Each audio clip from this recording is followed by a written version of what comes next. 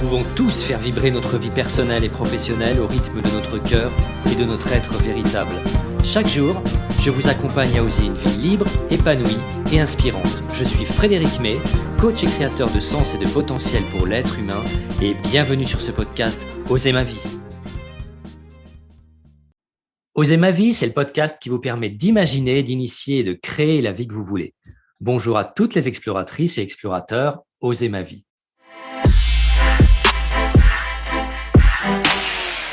Aujourd'hui, je suis vraiment ravi de recevoir Olga Siesko, une femme inspirante, généreuse, mêlant sensibilité, énergie et détermination. Elle a su oser faire des choix à plusieurs moments de sa vie personnelle et professionnelle. Elle est une experte dans son domaine, le langage du corps et le pouvoir des gestes. Olga, salut et merci d'avoir accepté cette invitation dans l'émission Oser ma vie. Salut Fred, merci de m'avoir invitée. Je suis très heureuse d'être là avec toi. Le plaisir est partagé. Et Olga, si tu le veux bien, je vais te présenter en quelques mots. Alors Olga, lorsque tu m'as raconté ton histoire il y a quelques semaines, j'ai adoré ta sensibilité mêlée à cette force intérieure. Tu es aujourd'hui experte du langage non verbal, tu donnes des conférences partout dans le monde, tu proposes des formations en ligne, des livres, et tu as un parcours riche où tu as osé à plusieurs reprises prendre des décisions fortes, et tu nous en parleras avec tes mots dans quelques instants. Que ce soit dans ta vie personnelle ou professionnelle, tu as su faire des choix courageux, engagés, mais toujours en respectant ta valeur liberté qui est plus forte que tout. Aujourd'hui, Olga, tu es une femme libre, inspirante, déterminée. Tu aimes être dans l'action, tu es reconnue comme une des meilleures dans ton domaine, même si tu restes très humble. Et c'est pour cela que tu es là avec nous aujourd'hui et je te remercie de tout cœur d'avoir accepté mon invitation. Mais Olga, qui es-tu vraiment ? Merci Frédéric, je suis honorée d'être interviewée par toi. Alors, qui je suis vraiment ?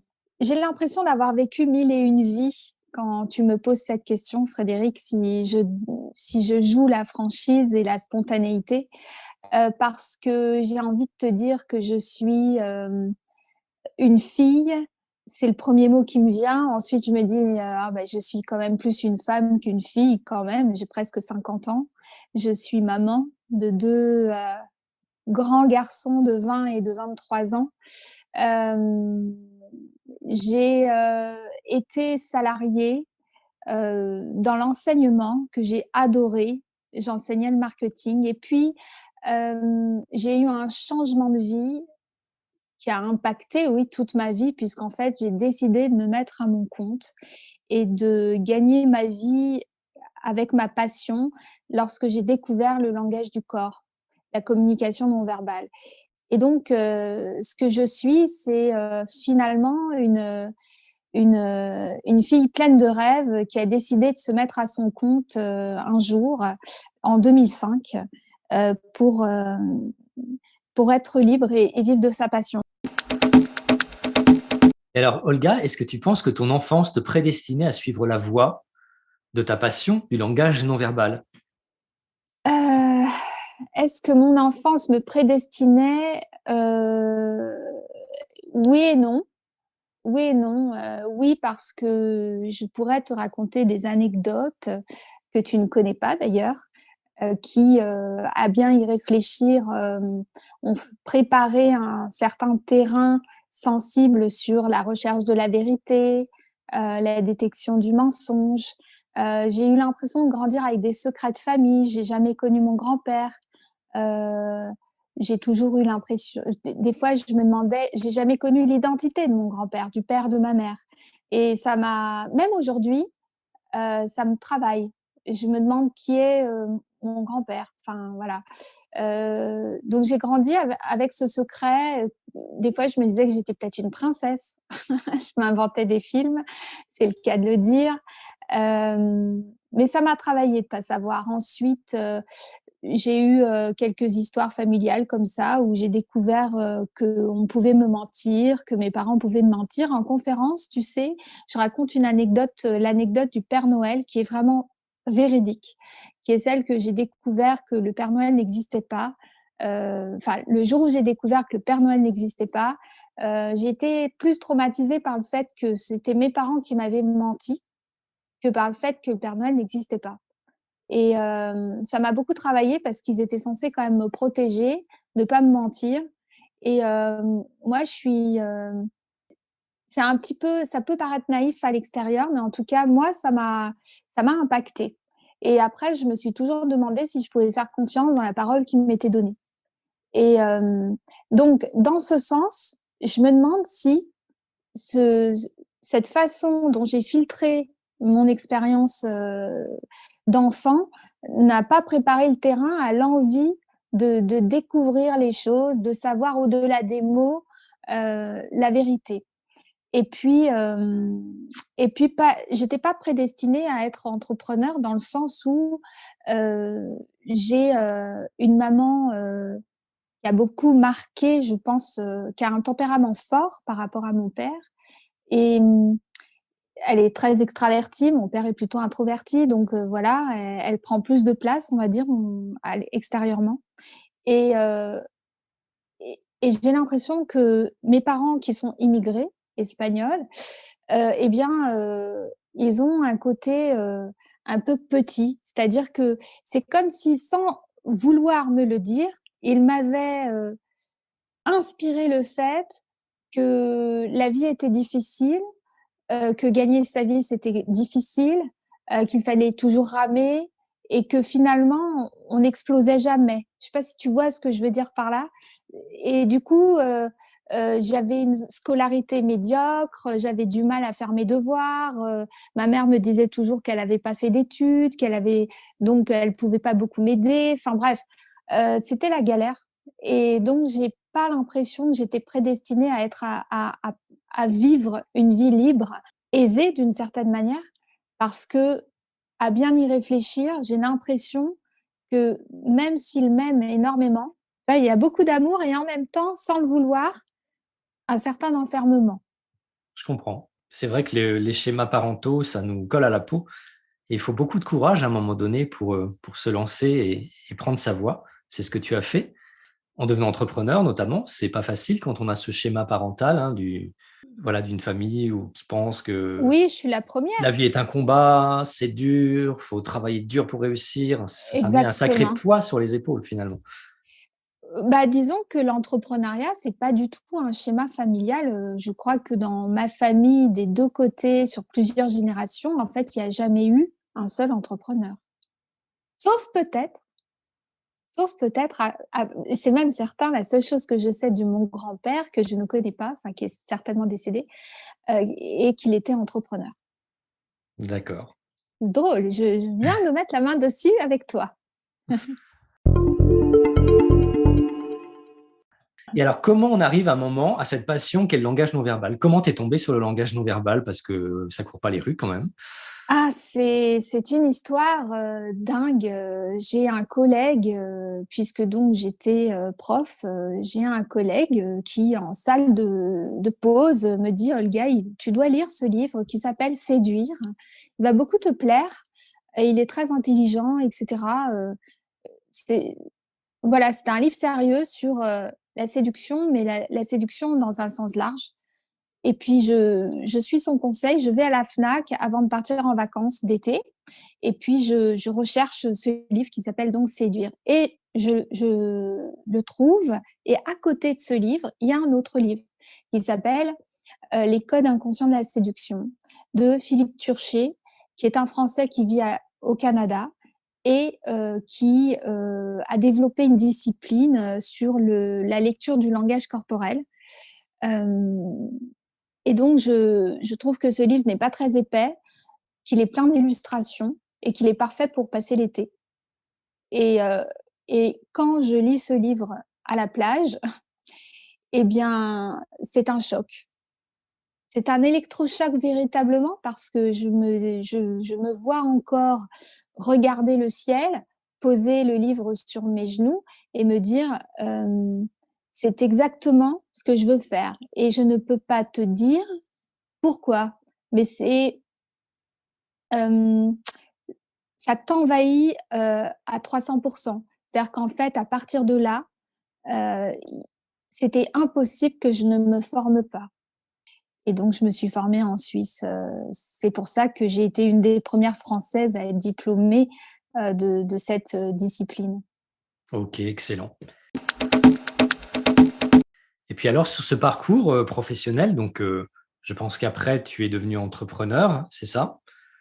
Oui, Et tu oses accepter une mission de formatrice pour le Centre national de la police judiciaire. ah oui. Comment comment as-tu vécu cette expérience et qu'as-tu transmis à tous ces enquêteurs? Mmh. Alors, en fait, j'avais à peine, terminé, j'étais en fin de formation que je cherchais déjà du travail. De toute façon, dès le départ, j'avais l'impression que j'étais apte à travailler tellement que j'étais passionnée donc moi, je frappais à toutes les portes et en frappant à toutes les portes, j'ai eu l'opportunité d'être mise en relation avec le Centre national de formation de la police judiciaire, donc qui est le CNFPJ, on va l'appeler, ce sera plus simple et il se trouve que le CNFPJ, il y en a qu'1 en France. Il est toujours d'ailleurs, je crois, à Fontainebleau.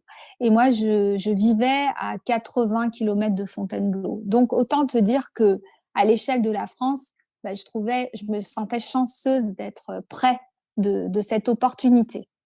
Et puis, on m'a accueillie pour un entretien pour faire connaissance. Et cet entretien s'est prolongé pendant 5 heures où, avec mon ordinateur et mes notes, de manière vraiment très spontanée, naïve, presque très simple, j'ai montré beaucoup de choses que je savais faire. Quand je dis que je savais faire, plutôt que j'avais appris, ce que je comprenais du langage corporel, ce que j'avais envie de transmettre. Et je me souviens que la porte s'est ouverte lorsque j'ai dit que je ne savais pas tout mais que ce que je savais, je pouvais le transmettre et que j'étais désireuse vraiment de me rendre utile. Et à ce moment-là, on m'a confié des journées de formation à des enquêteurs dans les sources humaines du renseignement et dans les auditions de mineurs. Euh, et ce que ça m'a apporté, c'est beaucoup d'humilité parce que j'ai visionné énormément de vidéos de leur registre à eux, en fait, de vidéos que je n'ai pas le droit d'utiliser pour moi, donc que je visionnais sur place. Je me suis confrontée à des fois beaucoup de difficultés où je voyais que je ne pouvais pas résoudre certaines choses de par uniquement euh, mon œil et mon observation. Et que finalement, le langage du corps, c'est un tout, en fait. Tu, tu participes, c'est une corde supplémentaire à ton arc, c'est comme l'écoute, mais ça ne suffit pas tout seul, ça doit s'accompagner. Et puis parfois, il faut savoir dire qu'on ne sait pas ou qu'on ne peut pas. Et du coup, apprendre ça euh, sur le terrain et se rendre compte qu'il n'y a rien de plus dangereux que d'avoir l'impression qu'on sait tout et voilà, qu'on sait tout, un peu comme un apprenti sorcier, un peu comme le fantasme de lire dans la tête des gens, des choses comme ça. Eh bien, ça m'a beaucoup formé, ça m'a fait beaucoup de bien et ça m'a fait du bien aussi d'être confrontée à ces personnes qui se la ramènent pas et qui sont qui sont sur le terrain qui qui étaient à la base très suspicieux finalement, tu vois. Donc Mmh. tout ça, on va dire que ça m'a rendue probablement très forte et que ça m'a préparée à l'étape suivante de ma vie. Et justement, dans ta carrière d'entrepreneur, tu as réalisé que gagner sa vie avec sa passion n'est pas si simple et tu as parfois eu des doutes à cette période, des galères aussi. Mais tu y croyais dur comme fer. Quel était ton état d'esprit à cette époque et qu'as-tu osé faire pour avancer dans cette voie et ne pas abandonner? Alors, effectivement, c'est vrai que le revers de la médaille, lorsque j'ai travaillé au CNFPJ, c'est que j'étais payée à 11 € de l'heure sur facture, avec 20 mois de délai. Alors ça paraît dingue, mais c'est la pure réalité. Et que donc, évidemment, c'est tout à fait impossible de gagner sa vie dans ces conditions, sachant que c'était pas du tout, c'était des missions ponctuelles. Voilà. Donc, il se trouve qu'à cette époque-là, toujours en frappant à toutes les portes, j'ai j'ai eu l'opportunité de me faire connaître dans une association de chefs d'entreprise. Là encore, je veux pas dire que c'est de la chance, mais parfois je me demande si d'un côté j'ai pas une bonne étoile et d'un autre côté si j'ai pas saisi l'opportunité. Tu vois, il y a comme une, des fois une interrogation. Est-ce que je n'ai pas eu la chance de me rendre compte qu'il fallait saisir cette opportunité? Je sais pas vraiment. Donc, cette association, c'est l'APM, l'Association pour le progrès du management. Et ils étaient censés faire travailler uniquement des stars, on va dire. Et moi, j'arrive là, ils recherchaient quelqu'un dans le non-verbal parce qu'ils s'étaient séparés de l'expert qui s'occupait finalement de ce genre d'intervention auprès des chefs d'entreprise. Et là, du coup, j'arrive vraiment au bon moment. Et je fais un essai concluant. Et là, je leur dis, exploitez-moi parce que je n'ai pas de boulot. Chose que tu dis jamais finalement à quelqu'un. Et du coup, écoute, faut croire que cet appel sincère de demi-détresse ou d'enthousiasme, je peux pas vraiment savoir ce que c'était. C'était les deux probablement.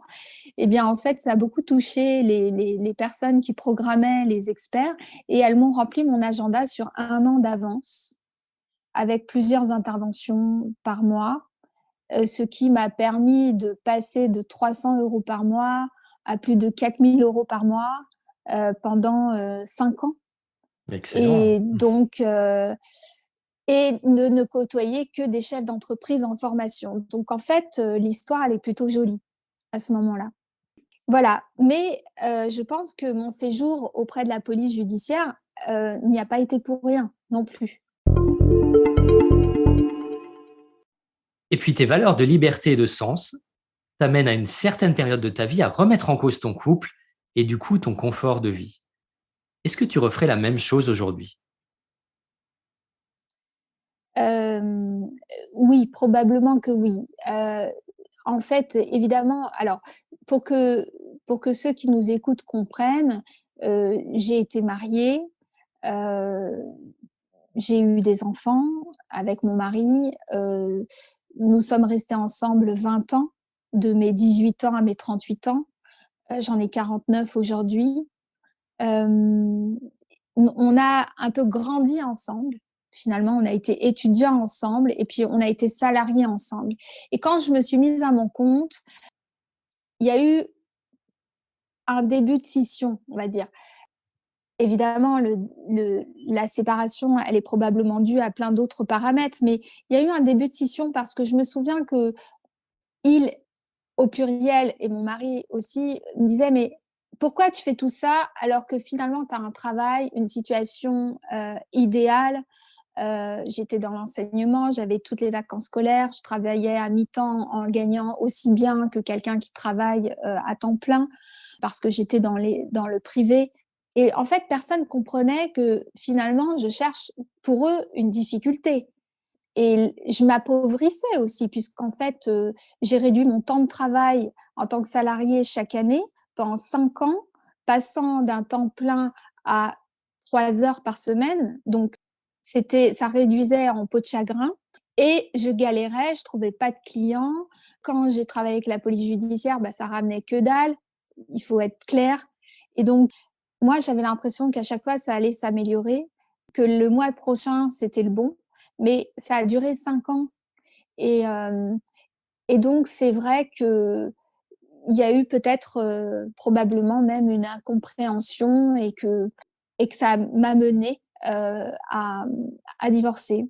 Donc, j'ai vécu des années un peu galères, pour être simple, où je suis retournée chez mes parents vivre qui habitaient à quelques kilomètres de chez moi. Je vous donne ces détails parce que finalement, pour ceux qui nous écoutent et qui sont peut-être dans ce genre de situation, la mienne était la suivante, c'est que mes beaux-parents et mes parents vivaient à 2 kilomètres de chez moi, que j'avais 2 enfants, que je m'étais mise à mon compte, que j'avais besoin de temps et que on s'était mis d'accord sur une résidence alternée. Et du coup, je me suis retrouvée finalement à avoir mes enfants chez mes parents avec très peu de moyens finalement, puisque à cette époque, c'était ma dernière année de salariat, donc j'étais à 300 euros par mois. Et, euh, et heureusement qu'ils étaient là. Et, et du coup, quand on vit ce tourbillon, on a l'impression d'être comme dans une machine, comme dans un lave-linge, là, où on est un petit peu ballotté émotionnellement de tous les côtés, parce que on perd beaucoup de plumes en divorçant, parce qu'on s'engueule, parce qu'on ne sait plus, parce qu'on partage, parce qu'on perd énormément, bah, on ne sait plus, quoi. Mais ce qui est certain, c'est que je ne pouvais pas envisager de faire autre chose que d'être à mon compte. C'est-à-dire qu'à partir du moment où je me suis mise à mon compte, c'était pour moi vital. Et aujourd'hui, c'est toujours vital que d'être effectivement libre de vivre ce que j'ai envie de vivre. Dans quelques jours, je pars en Espagne parce que j'ai décidé de partir en Espagne parce que ça va me faire du bien. Je vais en profiter pour y travailler, pour tourner des vidéos. Et j'aime avoir cette liberté de ne demander à personne quoi que ce soit. Voilà, je suis limitée parce qu'on est en période de pandémie. Peut-être qu'on écoutera notre podcast, en tout cas ton podcast, dans quelques années et on aura oublié ça. Mais cette période de pandémie m'empêche, par exemple, d'aller au Canada où je vais très régulièrement. Mais j'espère y aller très, très vite. Et cette liberté de vie aujourd'hui, même avec ce qui se passe en ce moment, c'est, c'est encore plus fort. C'est encore plus fort. Donc, voilà. Et justement, à partir de là, comment tu t'y es prise pour acquérir et conquérir ta reconnaissance sociale et financière, parce que tu partais finalement de peu. Tu as dû construire ta notoriété, ton image, et aujourd'hui, tu es quelqu'un de reconnu. Oui. Écoute, je crois que j'allais te dire encore qu'il s'agit de chance, mais bon, on est d'accord qu'il faudra définir un petit peu ce qu'est la chance. Lorsque j'ai travaillé donc en tant qu'expert APM, donc j'étais face à des chefs d'entreprise. Eh bien, certains m'ont demandé d'intervenir en conférence pour leurs salariés. Et donc, ça a été le début d'une autre expérience pour moi, puisque je n'avais jamais donné de conférence de ma vie, mais j'ai dit oui. J'ai dit oui. La première demande, est-ce que tu sais faire? J'ai dit oui, alors que j'avais jamais fait.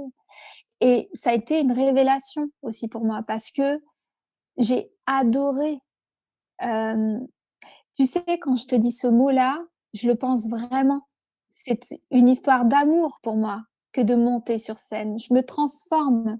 Même avant le fait de me préparer, d'arriver à l'hôtel, de me changer, de me maquiller, c'est un rituel précieux. C'est vraiment quelque chose qui compte. Et lorsque je monte sur scène, il n'y a rien d'autre qui compte à ce moment-là.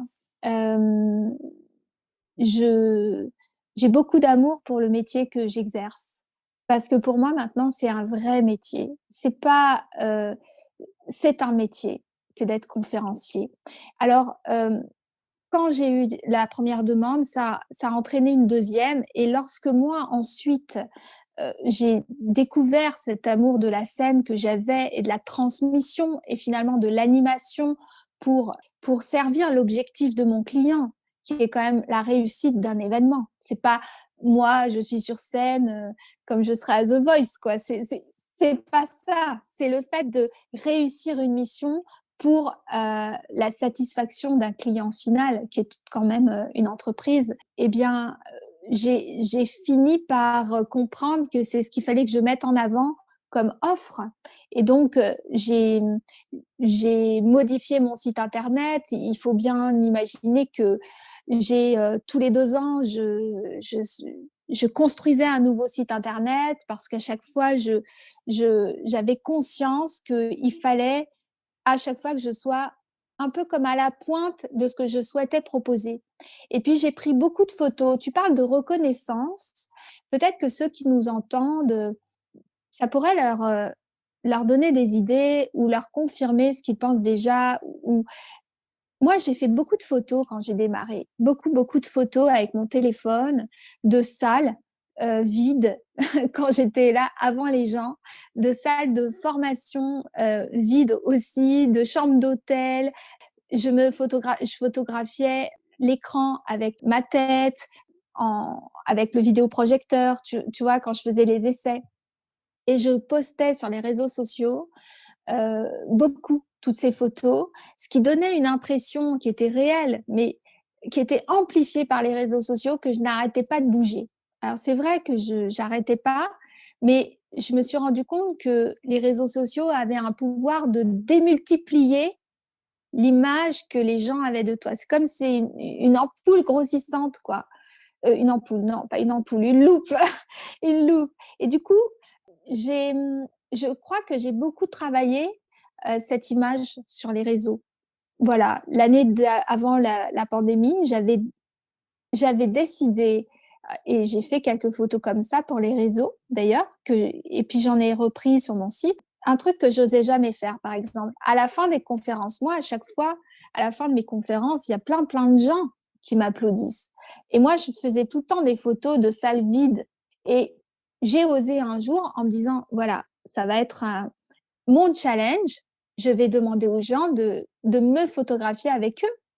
Et donc, je me photographiais en selfie avec les gens dans la salle. Les gens étaient ravis de jouer le jeu. Et je me disais, bah voilà une preuve supplémentaire que je suis sur le terrain, mais vraiment encore plus pour de vrai. C'est comme si on amplifiait l'expérience, quoi.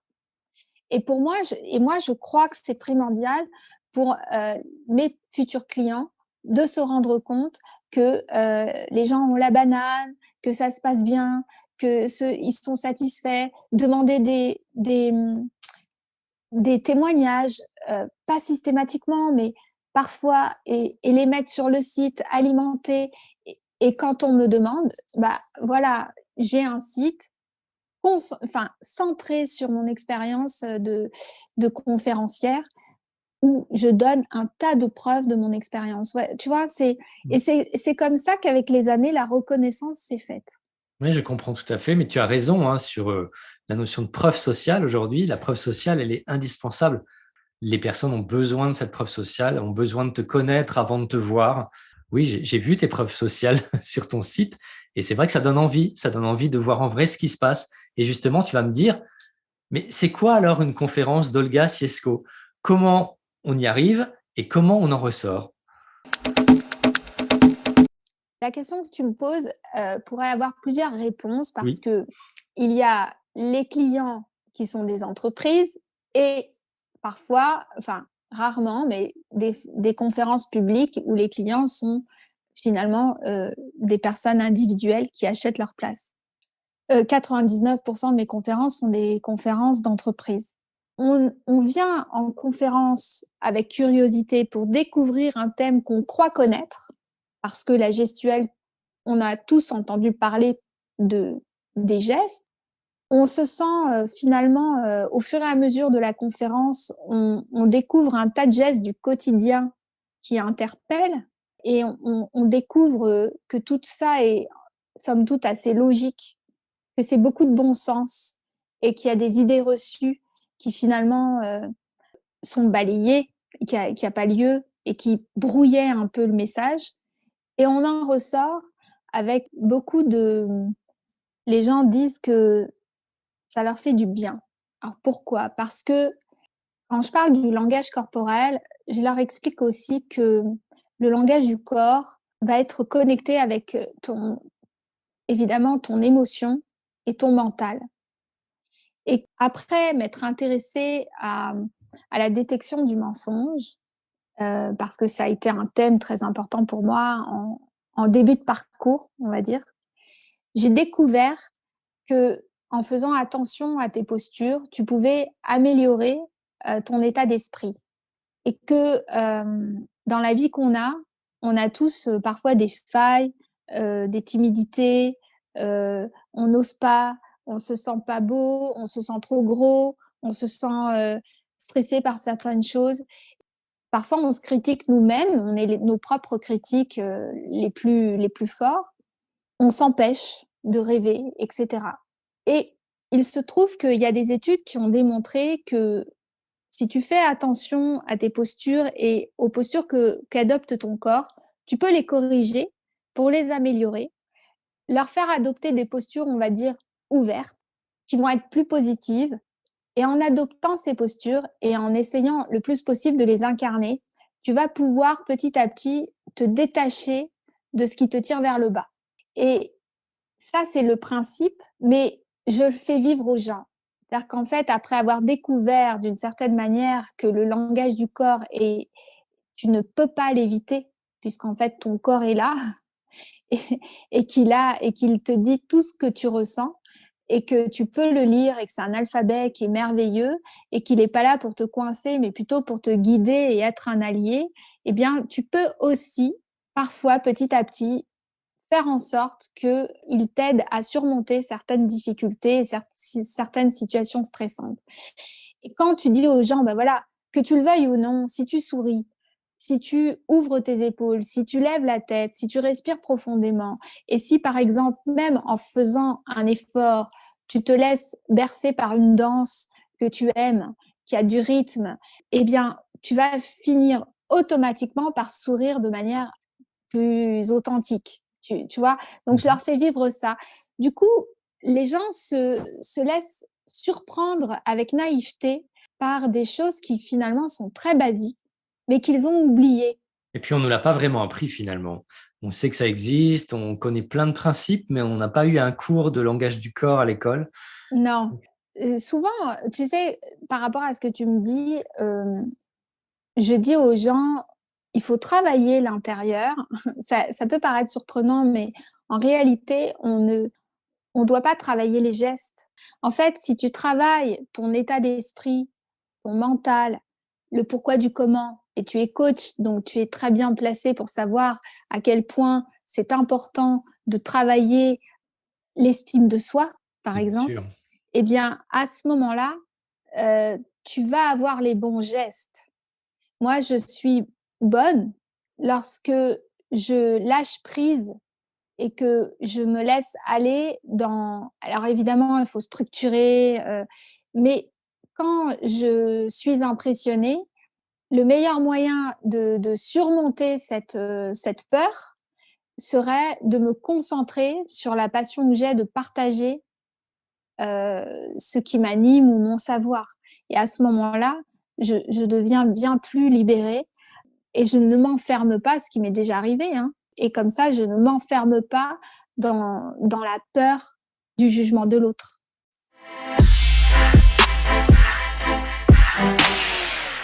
Et d'ailleurs, est-ce que tu aurais un petit truc à donner à tous les auditeurs qui voudraient, par exemple, prendre leur vie en main et se faire plus confiance? Un premier petit pas dans le langage du corps.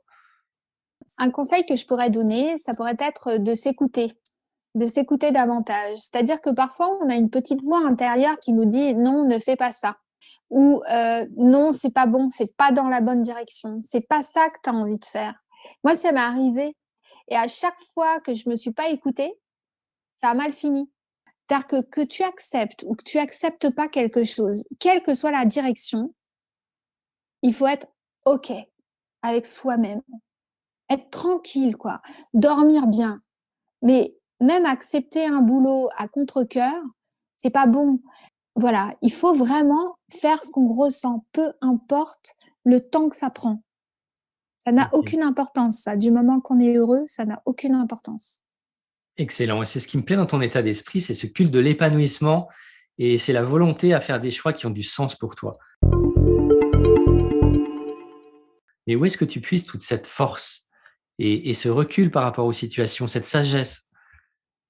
Plus j'avance dans l'âge, en tout cas, c'est ce que je peux te dire, c'est que on vit une pandémie depuis 1 an aujourd'hui qui a quand même perturbé mon écosystème euh, financier au départ parce que toutes les conférences ont été reportées à 2022. Et donc, il faut bien comprendre que ma principale source de revenus initiale, du jour au lendemain, a disparu. Et là, il s'est passé quelque chose d'assez magique. Encore une fois, de la chance ou pas de la chance. Depuis 4 ans, je développais des formations en ligne. Et du jour au lendemain, j'ai vu mon chiffre d'affaires exploser parce qu'il a été multiplié par 6. Ça a l'air de rien comme ça, mais 6, c'est énorme. Prends ton revenu, tu multiplies par 6, bah, c'est quand même beaucoup. Et sans rien faire en plus. Et là, aujourd'hui, c'est resté à un niveau très élevé.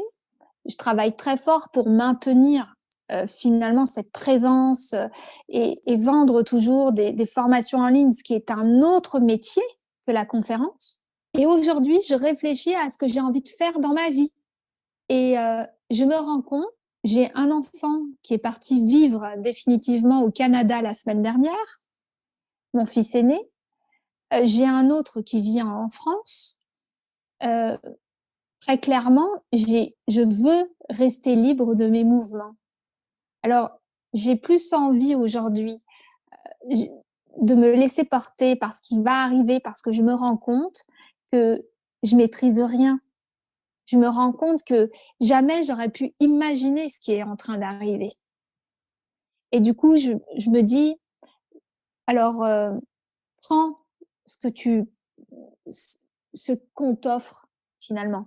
Je viens d'avoir une entreprise à qui j'ai fait un devis pour la première fois pour une visioconférence. Quand je te dis pour la première fois, c'est-à-dire pour la première fois pour une grosse visioconférence. C'est-à-dire que je ne sais pas encore s'il y aura 500, 1000 ou 1500 personnes, mais tu vois, ça va être facturé comme une conférence. C'est très perturbant pour moi, très, très perturbant, parce que faire ça depuis mon salon, avec un écran d'ordinateur, je me pose vraiment la question de comment je vais y arriver. C'est presque pour moi irréel. Comment je vais pouvoir avoir la connexion avec ces gens? Je rêverais d'être Tim Robbins avec un écran géant, avec des milliers de têtes. Et là, je me sentirais transportée. Alors que là, je vais vivre ça depuis un... Tu vois, mais il faut que je saisisse cette opportunité. Parce que c'est une nouvelle, c'est un peu comme une nouvelle histoire peut-être. Je ne peux pas Bien savoir sûr. à l'avance. En tout cas, j'ai noté une chose que tu as dit. Tu parles de chance. Tu as parlé beaucoup de fois de chance. Mais C'est vrai. finalement, on a l'impression que tu prépares le terrain pour que la chance te sourie. C'est vrai que la chance sourit plus à ceux qui travaillent. La chance sourit plus à ceux qui s'entraînent. Donc, toi, tu as eu le nez fin en créant tes premières formations digitales il y a quelques années où c'était beaucoup moins répandu, peut-être pas dans une forme super moderne, mais tu l'as fait. Donc, finalement, aujourd'hui, tu vois, dans une période où on est en plein essor et toi, tu as beaucoup d'avance sur certains qui sont en train de rattraper le train en marche, puisque maintenant, il n'y a plus le choix. Pour vivre, il y en a qui ont besoin de ça maintenant et qui sont sous pression, alors que toi, tu l'avais déjà et aujourd'hui, ça se révèle. Donc, finalement, quand tu dis j'ai de la chance, je maîtrise pas, tu maîtrises pas, mais tu as le nez fin quand même. Alors, oui, merci. Oui, c'est vrai. Tu as raison. En même temps, je me rends compte en t'écoutant que j'ai toujours travaillé beaucoup. Mais tu sais, on dit que quand tu travailles en faisant quelque chose que tu aimes, tu n'as pas l'impression de travailler. Alors, tu vois, par exemple, depuis cette pandémie, je travaille énormément sur des nouvelles formations que j'avais déjà tournées, mais qui n'étaient pas formatées pour des pages, parce qu'on parle de pages de vente, de pages de commande, de publicité. Il y a tout un arsenal informatique à mettre en place. J'ai décidé il y a quelques années de ne pas dépendre de quelqu'un et de savoir tout faire moi-même.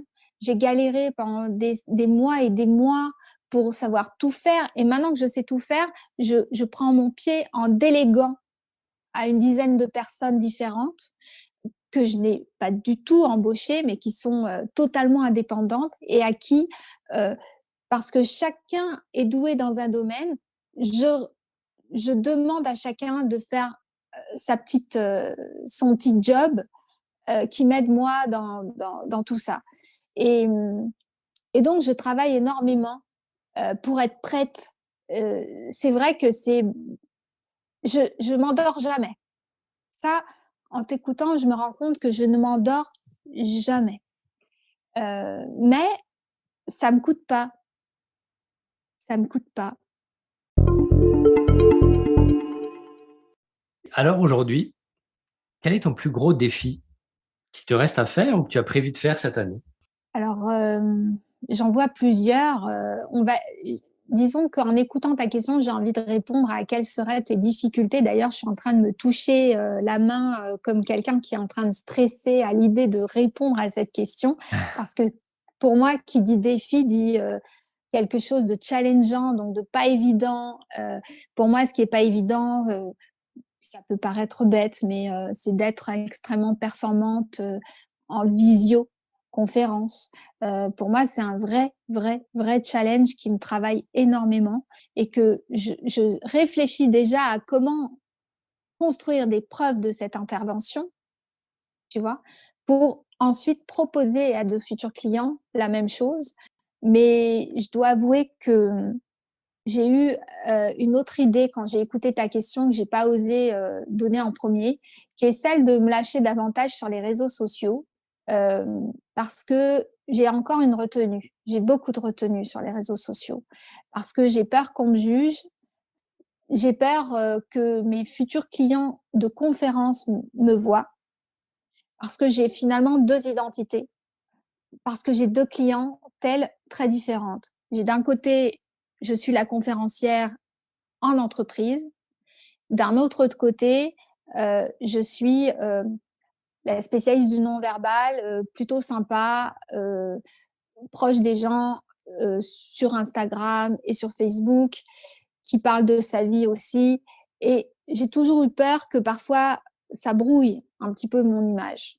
Alors je reste toujours un petit peu limite, quoi. Je suis authentique, mais à mon goût, j'aimerais aller plus loin dans cette authenticité. Donc, le challenge serait peut-être de réussir à rendre tout ça plus harmonieux pour que je m'y sente encore mieux.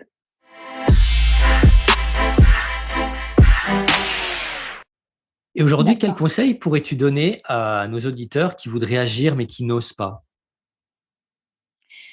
Alors, moi, j'ai quelque chose à laquelle je pense très souvent quand je n'ose pas. Je me dis, quand tu seras à la fin de ta vie, quel que soit le moment, et que tu fais le bilan, est-ce que tu voudrais te retrouver dans la situation où tu te dis, ah, je suis passée à côté parce que j'ai pas osé, parce que j'ai pas osé lui dire ce que je pensais, parce que j'ai pas osé quitter mon job, parce que j'ai pas osé demander de l'aide, parce que j'ai pas osé. Et souvent, ça m'aide énormément.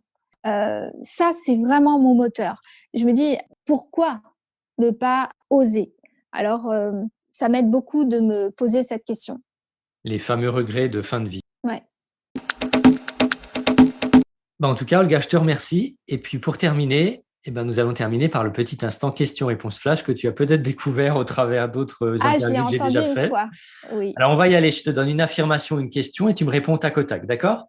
D'accord. Alors, un objet dont tu ne peux pas te séparer.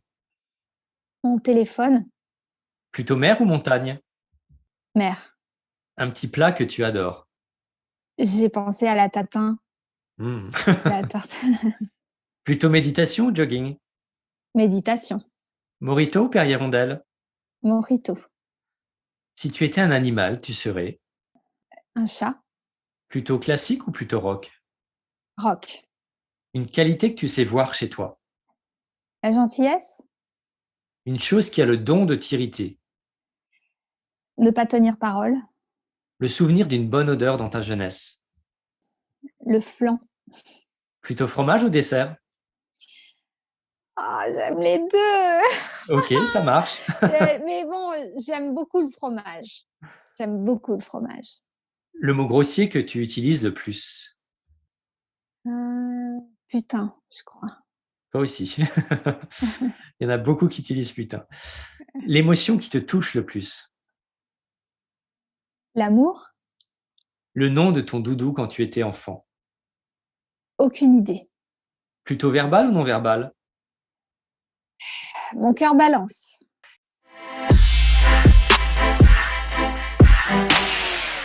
Et pour terminer, je te poserai encore une dernière question. Quels sont tes projets pour cette année? Pouvoir partir au Canada, Ouais. ça voudra dire beaucoup de choses quand je pourrai partir au Canada. Ça voudra dire qu'on peut enfin se déplacer comme on veut. On a cette liberté. Ça voudra dire que je dois aujourd'hui m'organiser pleinement. Ma vie doit tourner autour de mon bien-être. Aujourd'hui, je le sais. Et donc, un de mes enfants vivant là-bas, je vais tout faire maintenant pour pouvoir aller là-bas le plus souvent possible, tout en travaillant. Donc, je ne sais pas encore par quel chemin, mais ça va être mon objectif. Belle résolution. Bon, en tout cas, merci Olga pour ta douceur, ton authenticité, ta bonne humeur et ton expertise. Est-ce que tu veux rajouter un mot? Je te remercie de m'avoir interviewé, Frédéric. C'est la première fois que j'accepte ce genre d'interview d'introspection un petit peu, où j'accepte aussi de me révéler peut-être un petit peu plus incertaine ou sensible, je ne sais pas comment dire, mais en tout cas, c'est aussi un challenge pour moi que d'être là, mais j'ai aimé ton approche, voilà. En tout cas, merci pour ta présence et retrouvez Olga Siesko sur son site internet olgasiesko.fr, sa chaîne YouTube qui est très active, j'ai vu ça, sur les réseaux sociaux, Instagram, Facebook, et plongez-vous dans ses livres, dans ses formations, c'est passionnant. Merci à toutes, merci à tous. On se retrouve très bientôt dans un prochain épisode de Oser ma vie. Je vous embrasse, prenez soin de vous, bye. Merci pour votre attention, c'était Frédéric May pour l'émission Oser ma vie. Retrouvez-moi sur les réseaux sociaux ou sur mon site internet coaching-personnel.fr. Si vous avez aimé cet épisode, n'hésitez pas à réagir en commentaire ou à me laisser un petit audio ou à lever le pouce pour aimer ce podcast.